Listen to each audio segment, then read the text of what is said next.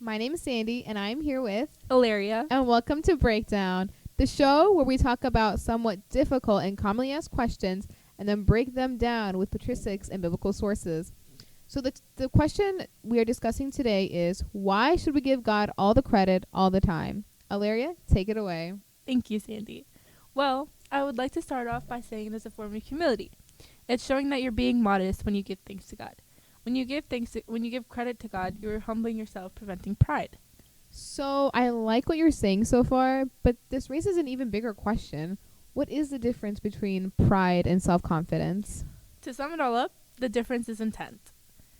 Okay, when someone has self-confidence, they are assuring themselves that they are more than capable to achieve things. But when someone's prideful, they believe that they are able and beyond. Mm-hmm. So do you have an example of this? I do. Let's say that there is a deacon in the church who is trying to read the gospel. He needs self-confidence to read it well. But it becomes prideful when he starts to seek praise and glory from the crowd, from the audience. Mm-hmm. This is why we give credit to God when we do something, to remind ourselves that our strength comes from Him and without Him we're nothing. Okay, and how do you maintain that humility without damaging self-confidence? Well, actually, I have a really good story in the Bible about it, about a man named Samson. Wait, Samson with the really long hair? That's the one. So, Samson, when he cut his hair, he lost his strength, but it wasn't because he cut his hair. It was because he broke his oath to God. After he repented and humbled himself, God gave him his strength to defeat the Philistines. Okay. So I get the difference between self-confidence and pride. So then how do we apply this to our daily lives? Well, we could start by reminding ourselves that our strength comes from God and our downfalls are a reminder that we are nothing without God. And do you have a Bible verse that relates to this for our viewers? I do.